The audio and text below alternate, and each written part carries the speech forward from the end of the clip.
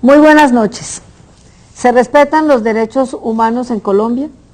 Esta es la pregunta que hemos elegido para el último programa de nuestro primer ciclo de programas que iniciamos hablando sobre la paz.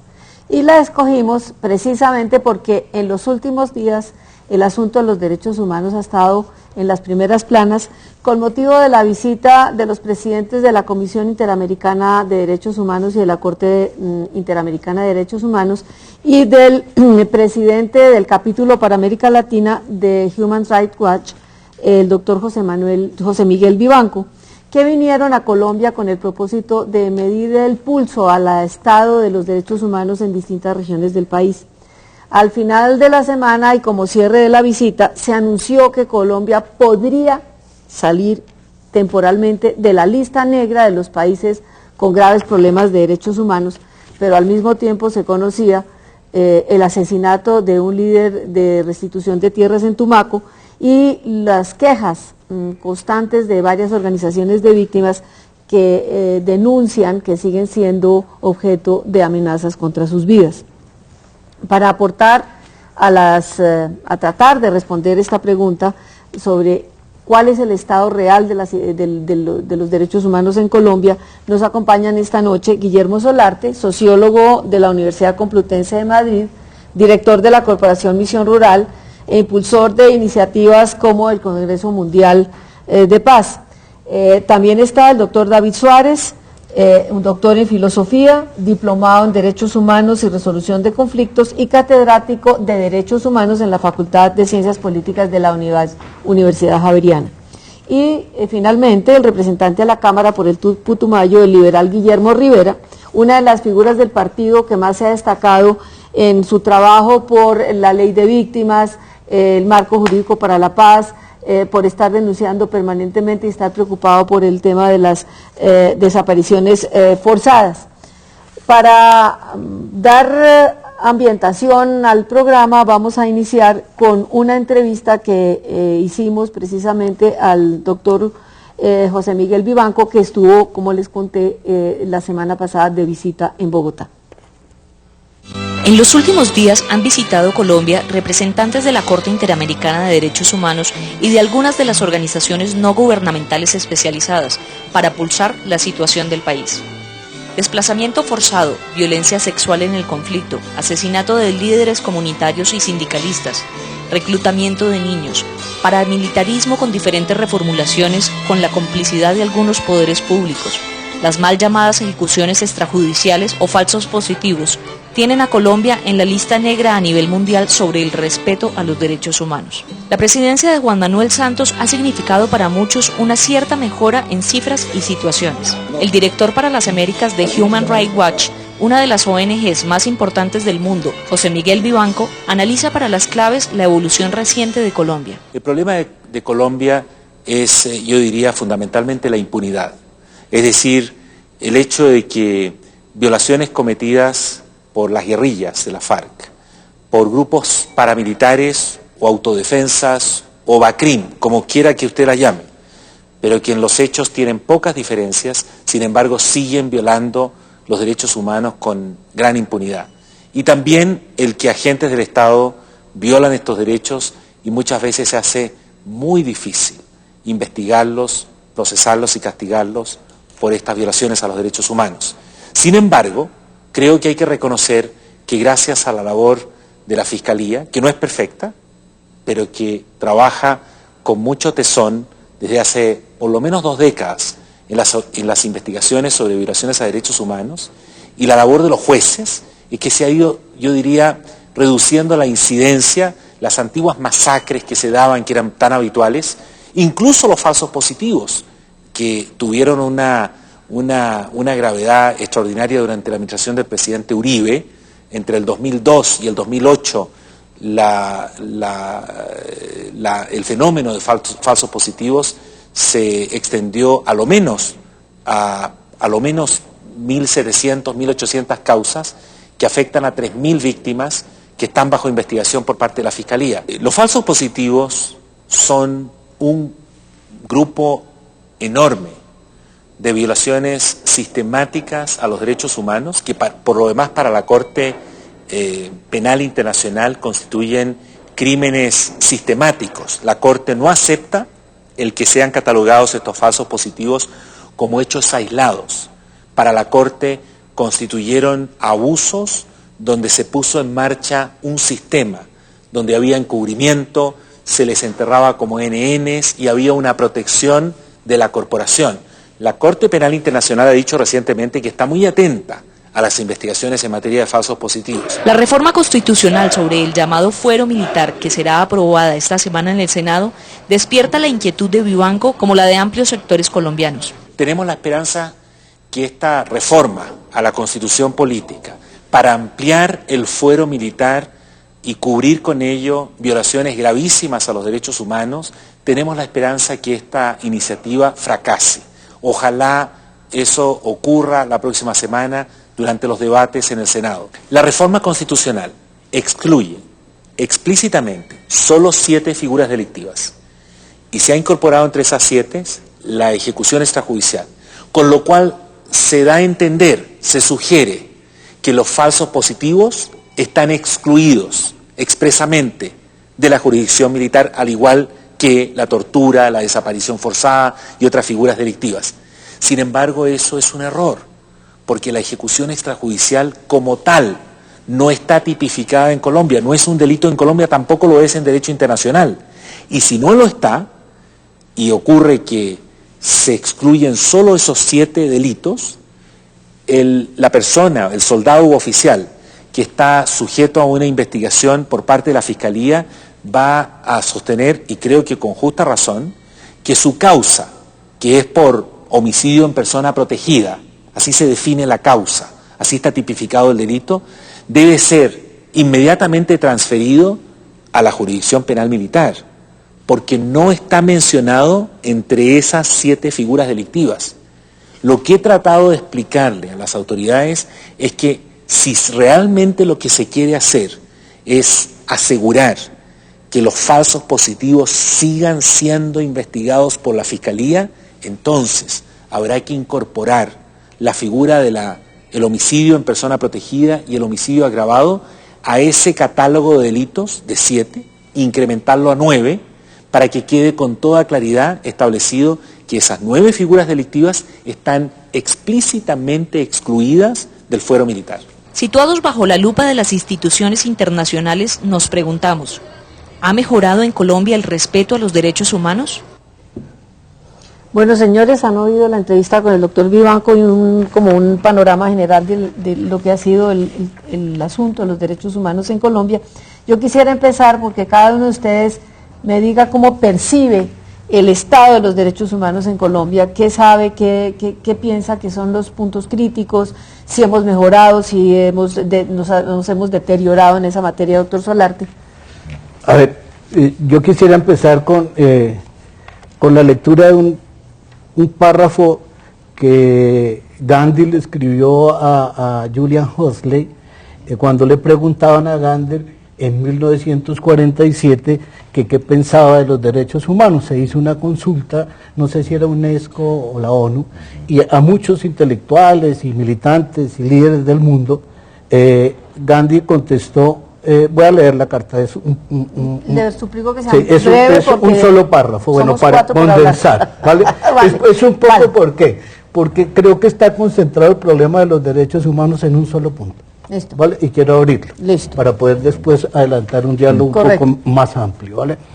Dice él, para terminar la carta, así acogerme a la regla, de mi ignorante pero sabia madre aprendí que los derechos que pueden merecerse y conservarse proceden del deber bien cumplido, de tal modo que solo somos acreedores del derecho a la vida cuando cumplimos el deber de ser ciudadanos del mundo. Con esta declaración fundamental quizás sea fácil definir los deberes del hombre y la mujer y relacionar todos los derechos con algún deber correspondiente que ha de cumplirse. Todo otro derecho solo será una usurpación por la que no merecerá la pena luchar. Eso decía Gandhi, quería traerlo un poco porque creo que concentrarnos en solo un derecho limita los derechos humanos. Esto no es nuevo, va a cumplir 60 años la Carta. Ojo, se construye la Carta o se digamos, se elabora la carta un poco después de un escenario, el escenario más violento que puede haber construido la humanidad, que fue esa Segunda Guerra Mundial. Antonio. Sí, me parece que esto es ampliar excesivamente el tema en discusión, porque si nos ponemos a hablar de los derechos, los deberes de los seres humanos frente los unos a los otros, frente a la historia, a la madre, me parece que nos vamos a ir demasiado lejos y tenemos ¿Y aterrizar en Colombia? que aterrizar en Colombia, que es lo que estamos discutiendo. Yo creo que la situación de derechos humanos en Colombia sí ha mejorado en los últimos años, por una razón en particular, que es que se habla de ellos.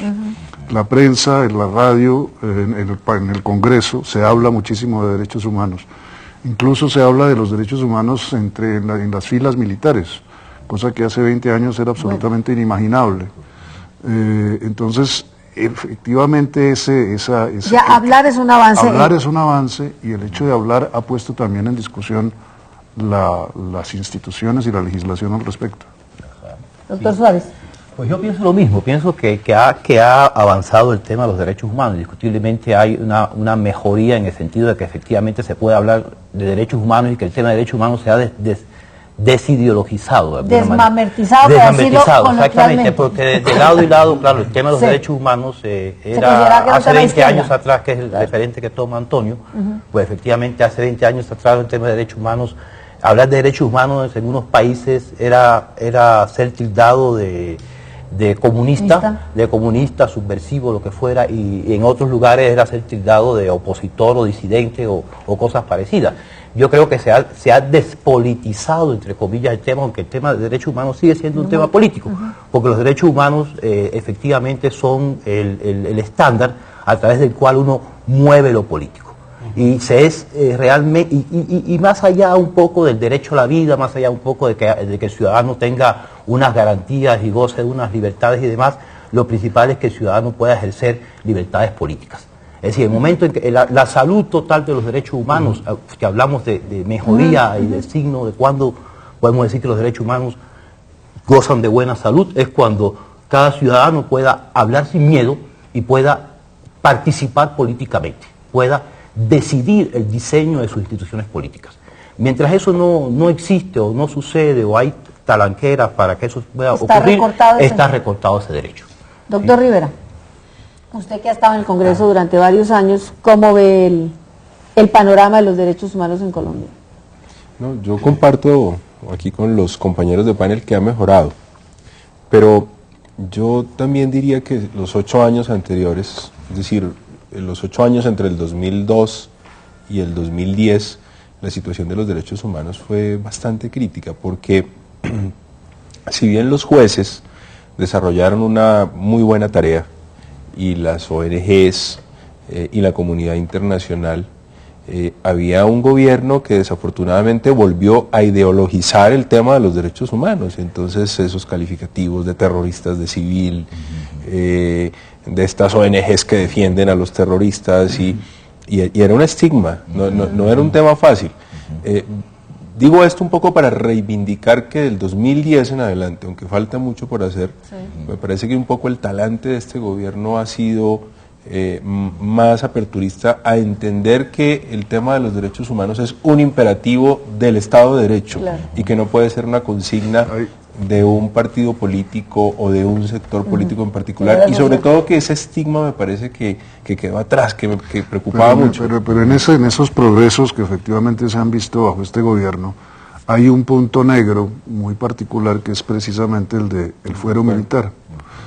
¿Por qué este gobierno insiste en que se necesita una justicia especial militar para delitos que no forman parte del servicio? No se trata de la deserción, por ejemplo, que evidentemente eso requiere una justicia especial. Por la traición a la patria. Por la traición a la patria, eso no lo deben juzgar los militares, me parece a mí. pero la deserción, por ejemplo, o dormirse durante la guardia, ese tipo de delitos estrictamente militares. ¿Por qué se empeña este gobierno en mantener un fuero especial para los militares tan criticado por tantas organizaciones, tanto interiores como internacionales? Y yo le agregaría una pregunta. Uno podría pensar que es la zanahoria que se le da a los militares cuando paralelamente el gobierno adelanta conversaciones de paz para tenerlas?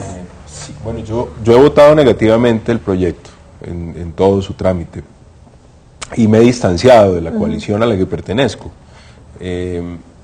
A mí, la verdad, esto es pura especulación, pero la impresión que uno tiene es que el gobierno trata de generar algún tipo de equilibrio. Y entonces de decirle a los militares, mire, yo estoy hablando con la guerrilla, yo reconocí víctimas de agentes del Estado en la ley de víctimas, pero también estoy consciente de las solicitudes, de las preocupaciones de ustedes frente al tratamiento jurisdiccional que se les está dando. Pero a mí me parece un error gravísimo, que empaña toda esa buena tarea que se venía haciendo. Y sobre todo me parece también un error de cálculo por lo siguiente, porque en el acto legislativo para la paz, la Constitución dice que se establecerán mecanismos de justicia transicional diferenciados para los actores del conflicto, y un actor del conflicto es la fuerza pública. Luego, los militares van a tener la posibilidad de acceder a un mecanismo de justicia transicional, que es un mecanismo que básicamente, pues por contar la verdad, por contribuir a la reparación de las víctimas, pues hay lugar a una pena alternativa. Claro, pero ellos siempre se han negado, inclusive cuando se hizo la paz con el M-19 se ofreció esa posibilidad, ellos la negaron, porque decían que ellos no podían estar en el mismo estatus de los grupos. Entonces, digamos, se quieren ir por la vía, digamos, más fácil, con más proclividad a la impunidad, sí, que es el del fuero penal militar, porque es que esa justicia de pares, pues es una justicia que no tiene imparcialidad, que me parece que es lo más cuestionable del fuero penal militar. Doctor Rivera, a propósito de la visita de los representantes de la Comisión Interamericana y de la Corte Interamericana de Derechos Humanos, ¿cómo fue el contacto con los congresistas? ¿Qué receptividad tuvo en el Congreso? Todas las objeciones y las críticas que han hecho estas dos organizaciones. No, pues ninguna. Ninguna. Escuché unas declaraciones. ¿Y esta tarde pasa sin...? Yo pensaría que sí, desafortunadamente, pero escuché unas declaraciones muy desafortunadas del presidente del Congreso. Sí. No se las escuché de su voz. Alguien las reprodujo en el sentido de que desde que por fuera de las fronteras del país no nos iban a imponer las decisiones. Claro, sí. Y él olvida que en materia de derechos humanos, los tratados internacionales, las decisiones de los organismos internacionales, como la Corte Interamericana, son parte de nuestro bloque de constitucionalidad. Y cuando nosotros nos posesionamos, juramos defender esa Constitución, que incluye esos tratados, que incluye esas decisiones judiciales. Luego me parece que una expresión de ese calibre, en boca del propio presidente del Congreso, es desafiante contra la propia Constitución. Doctor Suárez. Sí, yo creo, derechos humanos, a mí me viene siempre a la mente, cada vez que se habla de derechos humanos, no recuerdo quién dijo eso, pero fue un congresista norteamericano, un constitucionalista, hace mucho tiempo atrás, que dijo que los derechos humanos, las constituciones, igual los derechos humanos son como cadenas que nos amarramos en los momentos de cordura, para no suicidarnos en los momentos de locura. Entonces, por ejemplo, en ese sentido los derechos humanos siempre cumplen ese papel del límite al poder, a los poderes. ¿Para qué? Para garantizar precisamente lo que es una sociedad en la que se ejercen los poderes, facultades y derechos de las personas. Entonces lógicamente, si venimos de una experiencia en la que ocurrieron tantas cosas, porque creo que los hechos hablan por sí mismos, que fue el tema de los falsos positivos, estuvo el tema también de este otro militar, el caso de las violaciones del Detame, etcétera. Hubo una serie de situaciones bastante escandalosas, difíciles. Pues tan escandalosas como que el Detame, el violador, fueron desde la Oficina de Defensa que tenía sede en el Ministerio de Defensa, con dineros públicos se había hecho la defensa del... Exactamente. ¿Puedo decir algo? Sí. Es que estoy escuchando al profesor, recuerdo que uno cuando está en el Twitter, en las redes sociales, ve que los amigos del expresidente Uribe y digamos la derecha tuitean que por qué no se denuncian las violaciones de derechos humanos de las FARC, y bueno, insisten en eso. Y algo de razón tienen, algo de razón tienen en el sentido de que son violaciones a los derechos humanos, pero olvidan que la acepción original de los derechos humanos es para Estado. establecerle límites al Estado, que es sin duda el estamento más poderoso en una sociedad. Claro. Sí, son Y derechos el- humanos frente al Estado, Claro, no exactamente. frente a los demás. Frente a- El Exactamente. fuero penal militar, digamos, este debate del fuero penal militar es de la esencia misma del concepto De la de los derechos naturaleza de los humanos, derechos humanos, exactamente. porque es un poco flexibilizar lo que se está Desde haciendo, luego, los desde luego. límites que se le habían impuesto al Estado para proteger a la sociedad de violaciones a los Exacto. derechos Es un mal mensaje, por ejemplo. Yo creo que si efectivamente nadie puede negar que, por ejemplo, que a partir del gobierno de Santos hay un avance en los derechos humanos, en el discurso, en la práctica, pues aquí yo creo que en términos, yo le diría más que todo en términos comunicativos hay un mal mensaje. Porque el mensaje es, mira, esto que estamos haciendo aquí con las manos, borrémoslo con los codos y con los pies. Es decir, porque si estamos avanzando, ¿cómo vamos a abrir frente a precedentes como tales, dar el mensaje de que entonces, que aquello era una mentira, aquello era los falsos positivos, fue falso lo de los falsos positivos, entonces ahí hay un mal mensaje. Digamos los falsos positivos, perdón. No, dale. Los falsos positivos que en un primer momento estuvieron en manos de la justicia penal militar y pasaron a la justicia ordinaria. Pero tampoco es que la justicia ordinaria haya avanzado a velocidades extraordinarias. Una de las quejas es esa, la impunidad. La impunidad que venía, digamos, garantizada por el hecho de que estuvieran en manos de la justicia penal militar, ha continuado bajo la justicia ordinaria. De los más de 1000 casos de que hablaba Creo que se han resuelto muy Vivanco, poquitos. creo que no más de 5 se han resuelto. Claro, pero es que eso no probaría, no estaría probando en ningún momento que si una justicia no es todo lo eficaz que deba ser, pues démosela a otra para que sea más eficaz, ¿no? Es decir, yo creo que porque ese podría ser un discurso que la sociedad yo creo que sí se debe discutir también el tema de la eficacia de la justicia o de la ineficacia de la justicia. De hecho, la Corte Penal Internacional ya dijo, estamos mirando porque eso fue sistemático y aquí no se ha avanzado mucho en la investigación. A ver, yo lo que estaba pensando era como las razones por las cuales no es posible avanzar y cómo es posible construir un optimismo como el que hemos avanzado en el respeto a los derechos humanos. Yo soy un poco, se está construyendo un escenario que nos va a posibilitar avanzar si algo distinto no lo impide, ¿vale? Han pasado solo 2 años, los escenarios nacionales no se construyen discursivamente, se construyen con hechos políticos, económicos. Creo que los derechos humanos no se limitan a eso, no van hasta el de la madre, como dice Antonio, pero uno podría pensar que hay que luchar mucho por otros que son el escenario negativo para aquel que domina. En países en conflicto, y a mí me gustaría pues discutirlo, lo que normalmente se hace es que aquel derecho a la vida, ¿sí?, opaca todo lo demás, ¿vale? Opaca todo lo demás y de manera miserable. Porque es que fíjense, cuando ustedes estaban hablando, yo decía, bueno, ¿y cuál es el escenario donde ustedes quieren construir garantías de derechos humanos? Pues un escenario donde se invierten planetariamente cerca de 1.500 billones de dólares en armas. Los que más invierten son los 5 países que más defienden esos derechos humanos.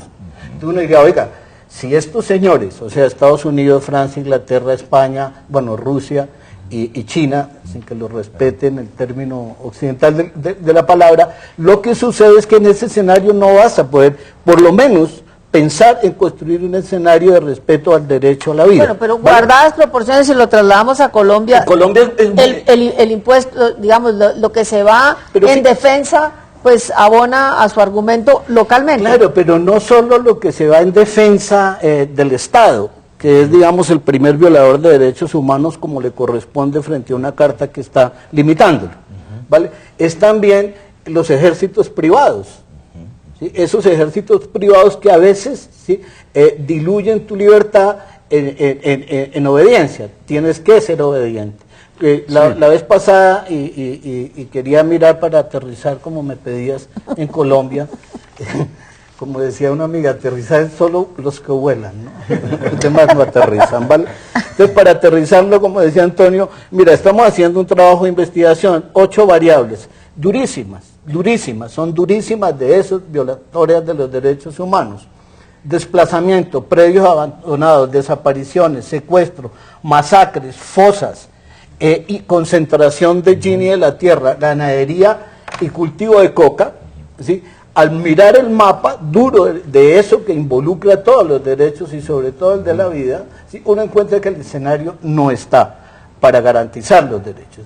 La preocupación sí debería ser de políticos, de alguna manera construyendo un poco más de confianza con la ciudadanía que está rota, para construir eso que llaman democracia en el Congreso, que solo parece que funciona allá. ¿Sí? Entonces eso me parece que es lo fuerte del escenario. Si ustedes me dicen que ha avanzado los derechos humanos en Colombia, pues yo no sé si en Antioquia, ¿vale? No lo sé. ¿Sí? Yo no sé cuántos asesinatos, cuántas redes de narcoparamilitares, políticos y guerrilleros existen en el territorio de Antioquia y Córdoba para decir que los derechos humanos, de verdad comparto agradablemente el optimismo de que podemos construirlo. Ojo, no estoy diciendo que no se pueda construir. No querría caer en el discurso de que ya lo respetamos, No, porque sería como muy fuerte. Lo que a mí me parece un avance es que, vuelvo a lo de hace 20 años, hace 20 años ni siquiera se podía mencionar el tema. Decir que en Colombia se violaban los derechos humanos por parte de las instituciones del Pues Estado, no había por parte de la fuerza organizaciones, no pública. sobrevivían. Las organizaciones de Las derechos humanos. organizaciones no sobrevivían, se asesinaba sistemáticamente a los defensores de derechos humanos. Eso todavía sucede, pero se menciona. Yo recuerdo que la prensa nacional no hablaba de, hace muy poco, digamos, cuando mataron a los investigadores del CINEP, Calderón y Alvarado. Todavía la prensa negaba que eso fuera cierto, y negaba que hubieran sido asesinados Pues por la ser comunidad defensores de los derechos apartado, humanos. la comunidad apartado, cuando denunciaron que no, que eso había sido, es decir, que eso había sido las FARC, que no, y eso no, Que estemos haciendo una de la televisión pública una discusión sobre este tema, me parece que efectivamente es un avance. Es un avance. Pero Antonio, yo digo que claro, no por iría en supuesto. contra de la tesis siempre y cuando no hubiera un exceso de optimismo que dentro de 2 años se derrumba. Y segundo, que habría que mirar a la luz muy particular de los territorios locales, en dónde es que se entonces, ahí respetan y en dónde me no. da usted para hacer una pregunta. Aquí el gobierno Uribe mostró como una gran victoria la desmovilización de los paramilitares, pero ¿ha mejorado la situación, por ejemplo, de desplazamiento interno o ha mejorado la situación de derechos humanos en aquellos sitios donde prevalecían los grupos paramilitares? ¿Cómo ven ustedes si esto ha evolucionado, cómo ha evolucionado, o si las BACRIM son el resurgimiento del paramilitarismo mucho más narcotizado? En fin, doctor Rivera, usted que conoce su región y que conoce otras regiones del país en este tema. No, indudablemente yo creo que ese no puede ser un motivo de, digamos, de reconocimiento, de triunfo del gobierno anterior. Pues por muchas razones. Primero porque lo que se hizo, se intentó hacer sin que se desmantelaran esas organizaciones criminales. Me parece que no hubo ese propósito por parte del gobierno. Segundo, porque lo que ha hecho la justicia de manera paralela a todo este proceso de desmovilización es un poco develar todo lo que había detrás de eso. Toda esa organización criminal y toda esa sistematicidad tanto del Estado colombiano, de buena parte del Estado colombiano, y también de buena parte del empresariado colombiano. Aquí hemos dicho con mucha insistencia que la paraeconomía es una verdad todavía por revelarse. Por revelarse. Y eso tiene que ver con el establecimiento de este país. Doctor Rivera, lo voy a interrumpir en ese momento, lo vamos a dejar en este punto sobre qué dejó la desmovilización de los paramilitares y cómo afecta la cuestión de los derechos humanos para la segunda parte del programa. Los invitamos a un breve tiempo de descanso y volvemos.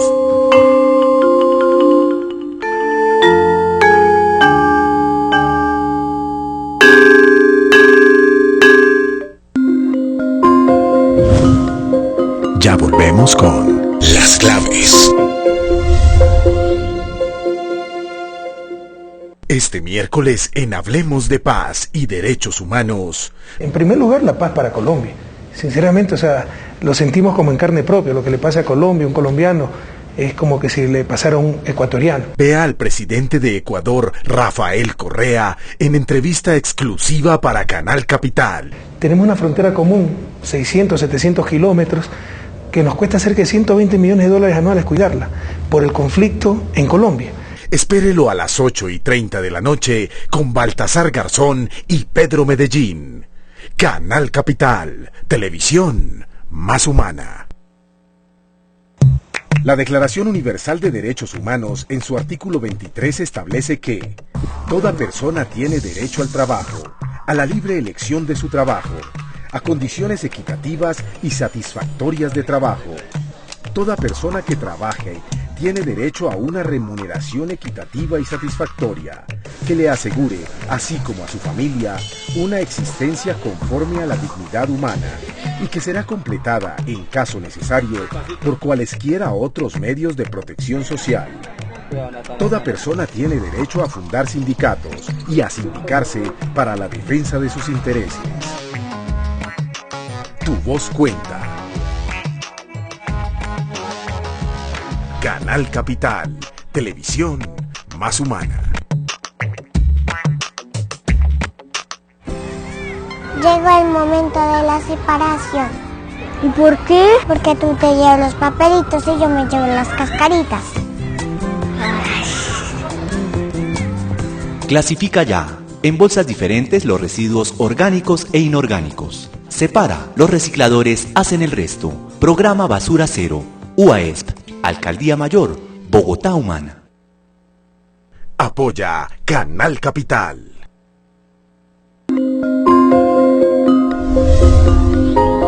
Siga con nosotros en Las Claves.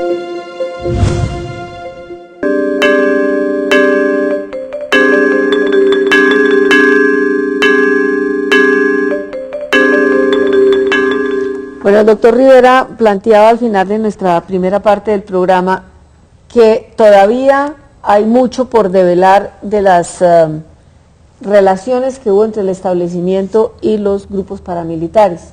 Y usted considera que el tema de del empresariado es un tema intocable aún, pero también la pregunta es si se conservan las relaciones de sectores de las Fuerzas Armadas con estos grupos paramilitares y estos grupos de BACRIM o bandas emergentes, y si estas han ocupado los espacios que dejaron las llamadas autodefensas de Colombia.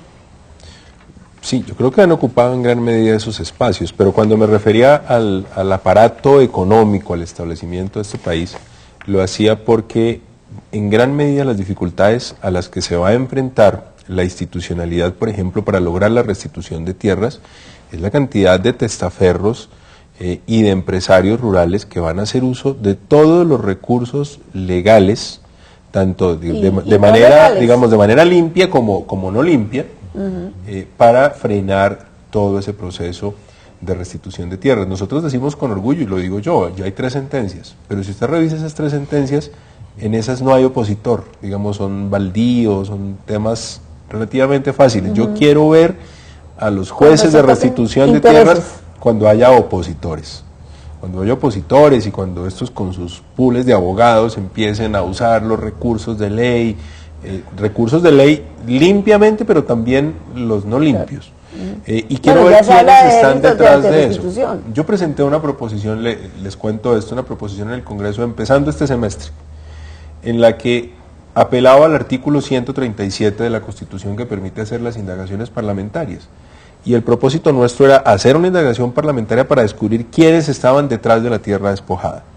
Y no hubo manera de que nos la aprobaran en el Congreso, es decir, nos quedamos con las ganas de hacer la indagación parlamentaria. ¿Por qué será? Bueno, alguien me dijo es que nosotros no somos un CTI. Me lo dijeron ahí en la comisión a la que pertenezco al Congreso, porque esta es una figura que existe para desarrollarla en comisión, no en plenaria. Y no hemos podido, y a mí me parece que ahí hay mucho por hacer. Yo aprobé con mi voto las facultades al presidente para reestructurar la fiscalía, fundamentalmente porque el fiscal se ha comprometido a crear una unidad especial para eso, para encontrar un poco en dónde están los bienes y los activos de los victimarios, porque fíjense ustedes que el bloque Montes de María confesó en las versiones libres ingresos por 3.000 millones de pesos mes. Y esos bienes y esos activos no están por ningún lado. Los que registra hoy el Fondo de Reparación de Víctimas es mucho menos que eso, que es un solo bloque. Entonces imagínense todo lo que hay por develar. Doctor Suárez. Bueno, es muy preocupante. Estos datos a veces, en muchos casos, no se conocen rápidamente, incluso ni siquiera a veces en la academia, ¿no?, que se dedica a investigar estos procesos. Evidentemente esto es muy preocupante lo que nos cuenta acá el congresista, ¿no? Yo creo que la cosa es un poco, pues, darle también mucho, no confiar mucho. Si hay todas estas dificultades, pues el tema de derechos humanos no es solamente un tema del Estado. Sí es un tema del Estado en términos de responsabilidad, pero en términos de denuncia, investigación, seguimiento, etcétera, no solamente un tema del Estado, sino también debe ser un tema de toda la sociedad civil. Y yo creo que lo que sucede es que estos procesos no avanzan tampoco nunca con la celeridad que uno espera que puedan avanzar en términos de verdad, pero se tendrá que conocer. Estos son cosas que yo estoy seguro que deben estar siguiendo. Es entre otras a través de denuncias de la sociedad civil como se está conociendo, es decir, son montones, quiero decir centenares de organizaciones no gubernamentales que se ocupan de los derechos humanos, de seguir de cerca eso. Hay también docenas ya de organizaciones de víctimas, toda clase de organizaciones de víctimas y de toda clase de inspiraciones ideológicas.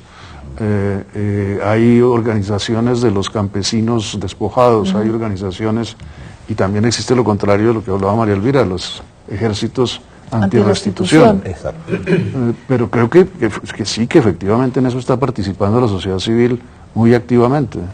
Ahora, la paradoja, doctor Solarte, es que mientras, digamos, el gobierno toma medidas en favor de las víctimas, para visibilizar las víctimas, porque además, si estamos hablando de derechos humanos, también de muy poquito tiempo para acá estamos hablando de víctimas, pero en la medida en que las víctimas dejan de ser actores de reparto para convertirse en protagonistas de procesos, las amenazas crecen.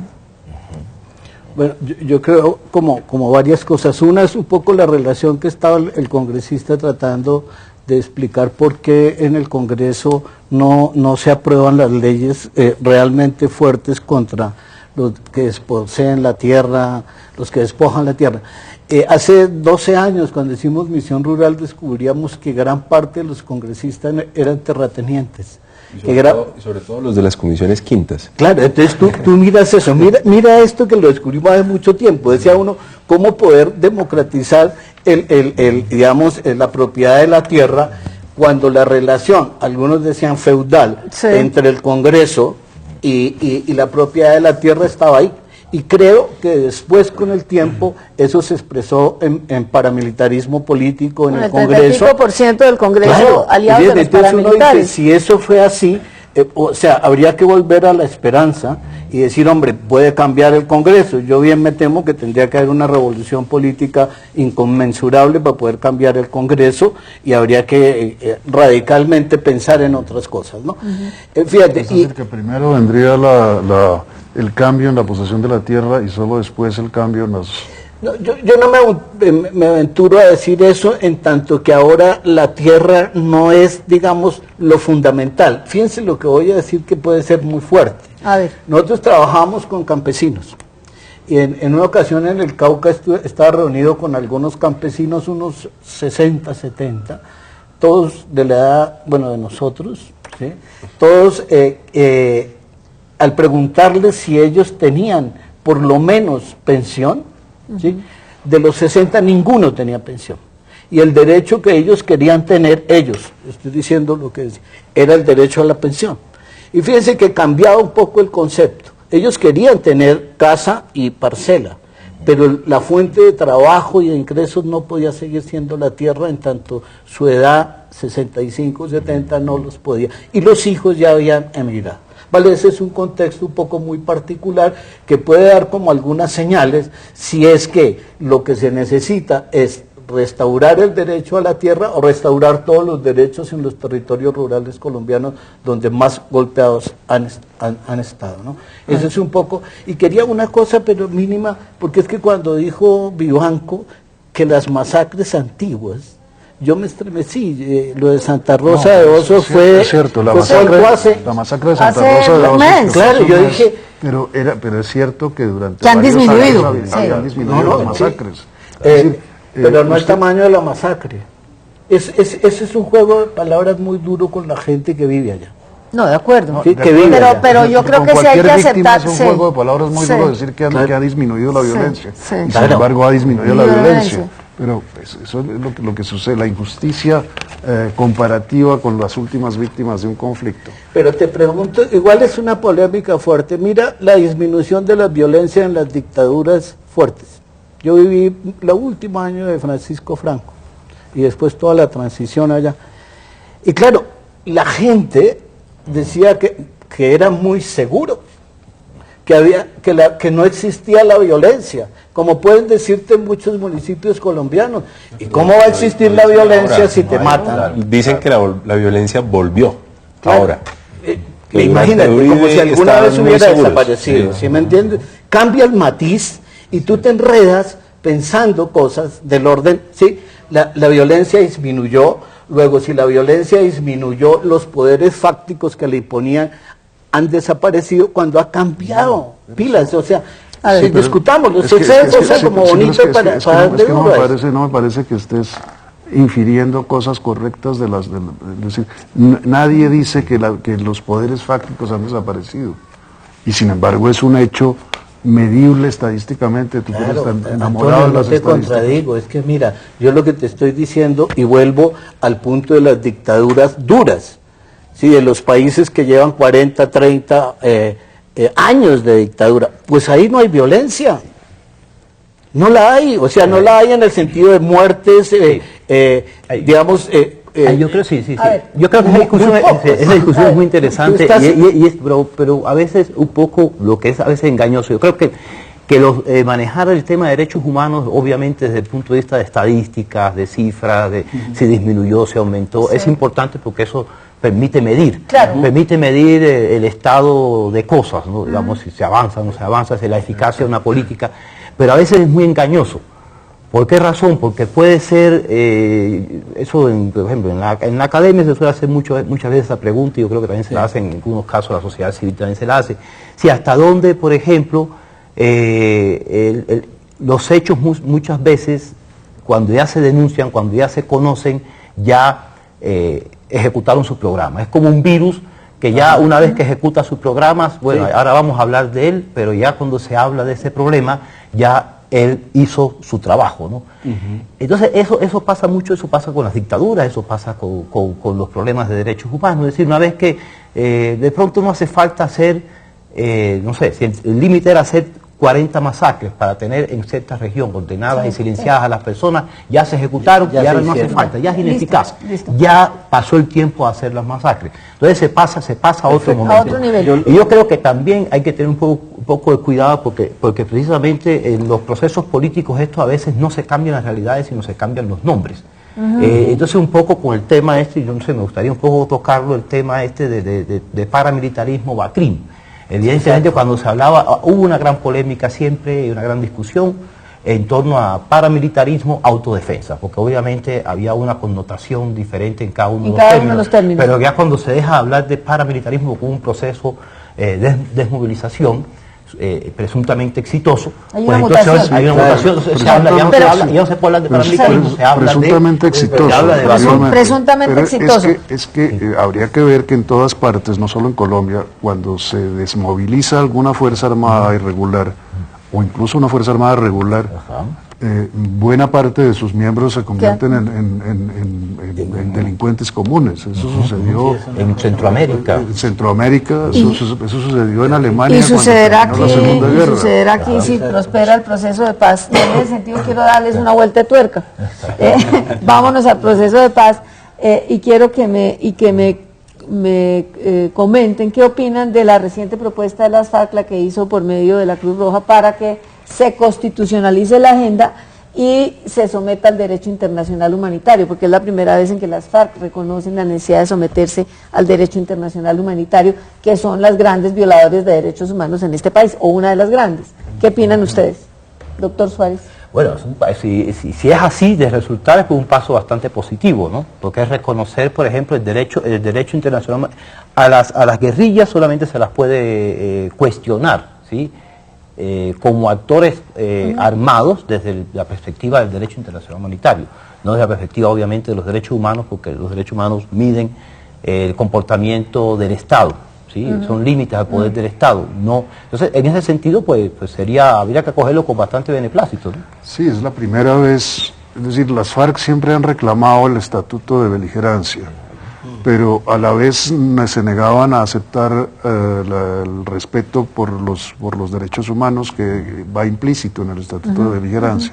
Entonces me parece que están poniendo por primera vez lo uno delante de lo otro y no como lo venían haciendo hasta ahora. Doctor Rivera. Sí, no, completamente de acuerdo, me parece que es un avance.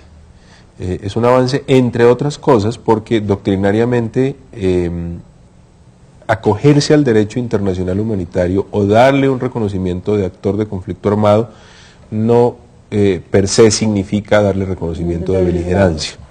Entonces me parece que que ello haya surgido de las propias FARC es un avance importante. En lo que yo quizás no encuentro la fórmula jurídica es cómo se pueda constitucionalizar eso, que es la propuesta que ellos agregaron.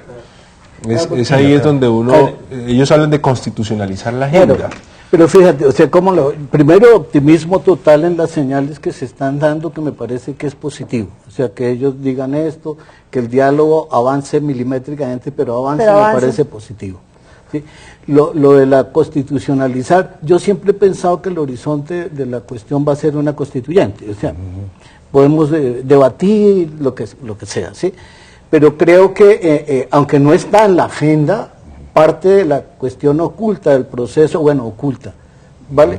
Creo, igual me puedo equivocar, aunque podría decir argumentos a favor. Sería el resultado del proceso. Claro, yo lo que entendí por lo que oí es que ellos quieren que se constitucionalice de en tal este manera, momento la agenda. Pero es que el ejercicio sí, pero fíjate, el ejercicio de constitucionalizar eso va a una discusión, creo yo, pero igual si me equivoco pues no hay nada que hacer, va a una discusión que pone sobre la agenda una nueva constituyente. Creo, ¿sí?, que esos son pasos positivos. Creo además que podría ser absurdo decirlo en muchos sentidos, que el país no hizo una transición hacia la constitución anterior, ¿vale? Tal vez yo lo entendí distinto, digamos, y me parece que es audaz la propuesta de las FARC. Sí. Yo lo que entiendo es, ustedes nos dan un reconocimiento de actor de conflicto armado. Vamos a llegar a un acuerdo. Claro. Ese acuerdo es entre contendientes. Y ese es un acuerdo que tiene una relevancia jurídica que surge del propio reconocimiento de un conflicto armado. Voy a ponerlo en el ejemplo un poco más elemental. Cuando hay un conflicto externo, dos estados se enfrentan, llegan a un acuerdo y normalmente esos acuerdos son un tratado de paz entre estados. Aquí no estamos hablando de dos estados, pero sí estamos hablando de actores de conflicto armado. Llegan a un acuerdo, yo lo que les entendí a ellos es ese acuerdo debe tener una relevancia jurídica y del nivel constitucional es lo que ellos están hablando. Hasta donde yo entiendo, es audaz, pero no es descabellado. Que es estratégico más. Hasta donde yo entiendo, están queriendo ir estabilizando por etapas las cosas que se van discutiendo en la mesa de La Habana, para que no se pueda echar atrás en eso. Y eso es lo que, según entiendo también desde el principio, el gobierno rechazó. El gobierno ha dicho repetidamente que nada está acordado hasta que todo esté acordado.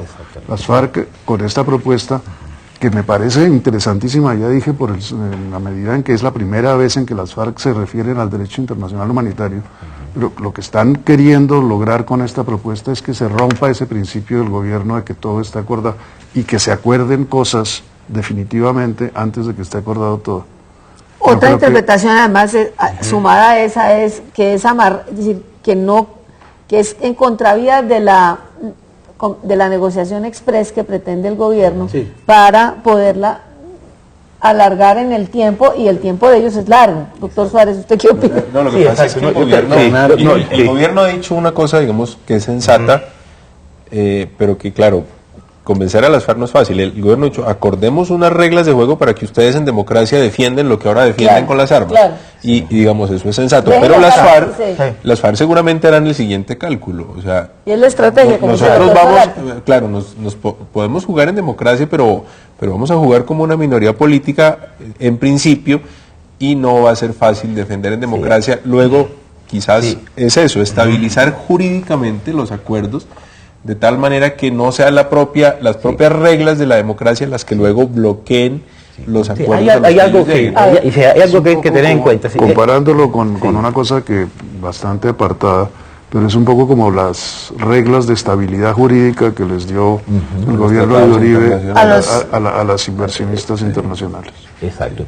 Pero yo creo, a mí lo otro es, por ejemplo, yo creo que la FARC está teniendo en cuenta lo siguiente: aquí se juega mucho al vaivén, ¿sí? Es como un péndulo, ¿no? Entonces ellos tienen mucho, yo pienso que con justa razón también, mucho temor de que, obviamente, como lo tiene cualquier ciudadano también común, de que que le hayan apostado a este proceso, que tenga esperanzas, expectativas positivas puestas en este proceso, que eso fracase. Y obviamente ellos más, porque si esto fracasa, pues obviamente un escenario posible es, vean, eso pasó por sentarse a negociar con terroristas, esto sucedió por volver a confiar en estos bandidos. Entonces cuando una manera, hablar del DIH tiene un elemento obviamente de razonamiento político importante, de lógica política. Ellos están diciendo, bueno, si esto se acuerda ya, se queda ya plasmado, es asegurado, pues no se nos puede llamar nuevamente terrorista, porque si estamos hablando de derecho internacional humanitario, se nos está reconociendo por lo menos como actores legítimos, no con estatuto de beligerancia, sino como actores legítimos políticos dentro de un conflicto armado. Y en segundo lugar, yo creo que también es importante desde un punto de vista de compromiso político que ellos están mostrando en la mesa, porque están diciendo, en este caso, están diciendo, vean, nosotros estamos dispuestos a respetar el derecho internacional humanitario. Es decir, a comportarnos en caso de que esto, de la guerra. Si este proceso fracasa, lo que van a tener después no es un actor que violenta permanentemente el derecho internacional humanitario y por lo tanto comete actos de terror, sino un actor que va a estar de alguna manera un contendiente que se va a estar comportando dentro de las reglas del derecho internacional humanitario. En ese caso, si dejan de cometer actos de terror, dejan de ser terroristas. Eso es una exacto, pero de todas maneras el discurso político se va a manejar así. Yo creo que están poniendo, hoy día las guerras no se deciden solamente desde un punto de vista militar, se deciden también desde un punto de vista político y desde un punto de vista discursivo. Que parece que si estuviera en la línea que estás diciendo, como dando una transición de una militarización de la política a una politización de los grupos estos, ¿sí? Y eso viene siendo estratégico, porque claro, esto no es como decir, las FARC no pueden decir en la mesa se acabó todo, ahora vamos a empezar, tienen que irlo construyendo.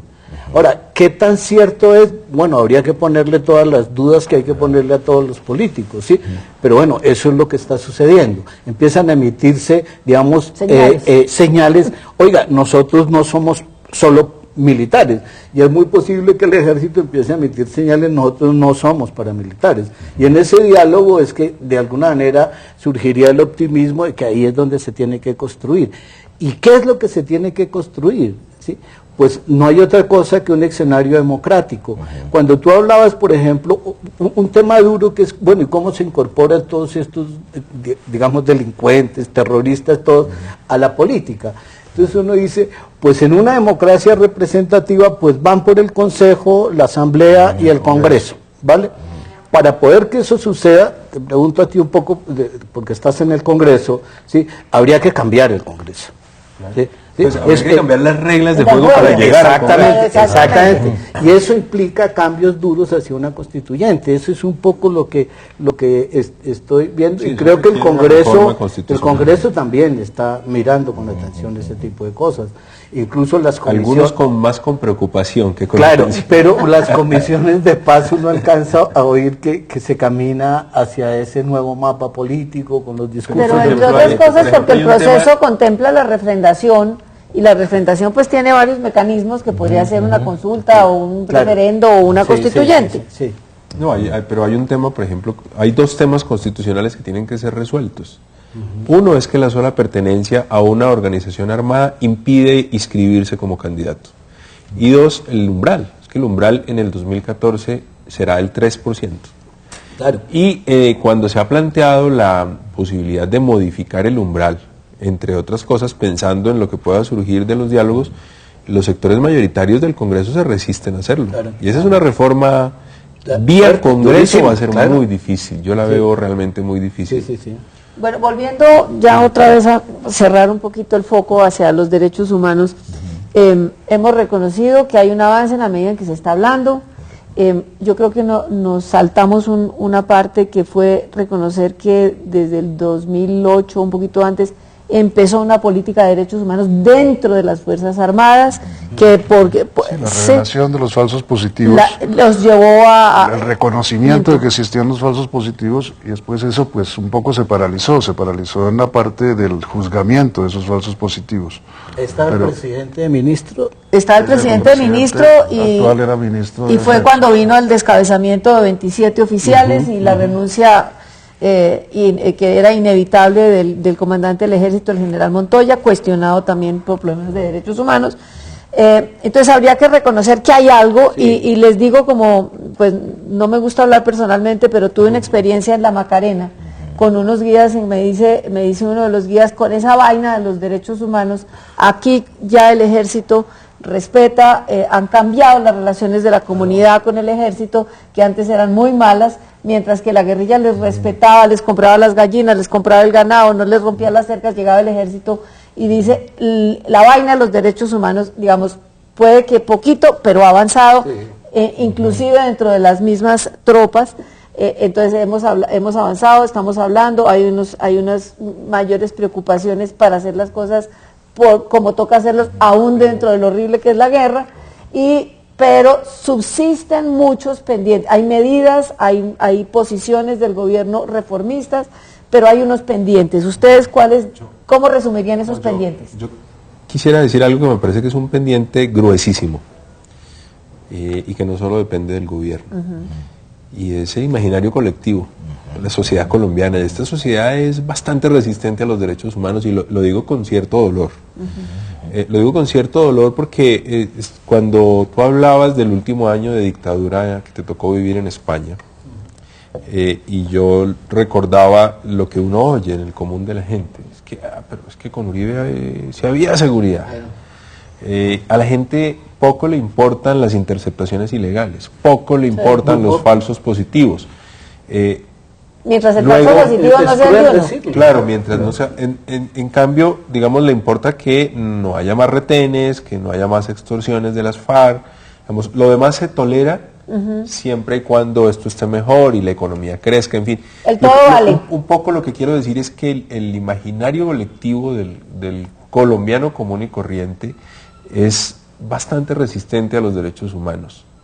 Y eso me parece a mí que tiene un impacto muy importante, porque quienes representan a los colombianos... Me aterraría afirmar que el ciudadano común no le importan los derechos. A mí soy más de la posición de que los derechos le importan muy poco a los que han estado en el poder, y los últimos 8 años eso sí que le importaba muy poco. ¿Sí? Yo creo que ha habido una especie de conexión perversa entre el discurso del autoritario, de Uribe, y el gran pendiente, pero el gran pendiente, dice usted, es la cultura de los derechos humanos al ciudadano. Antonio. Estoy completamente de acuerdo, estoy en desacuerdo en eso con Guillermo. Yo creo que al ciudadano común le interesan poco los derechos humanos en Colombia. Sí, la cultura, y efectivamente, y la idea, creo que en la cultura introducir la idea y para el gobierno, para el Estado, de que seguridad y derechos humanos son compatibles, que es un punto que ha sido central, exactamente, que seguridad y derechos humanos son dos elementos. Voy a violarles el derecho humano a la libre expresión y tenemos que cortar aquí. Les agradezco que me hayan acompañado, les agradezco a ustedes que nos han acompañado este año en los programas que hicimos con problemas realmente neurálgicos del país, y esperamos contar con su audiencia el año entrante cuando reiniciemos el ciclo. Buenas noches, muchas gracias, feliz año, feliz Navidad, feliz para todos ustedes. Gracias.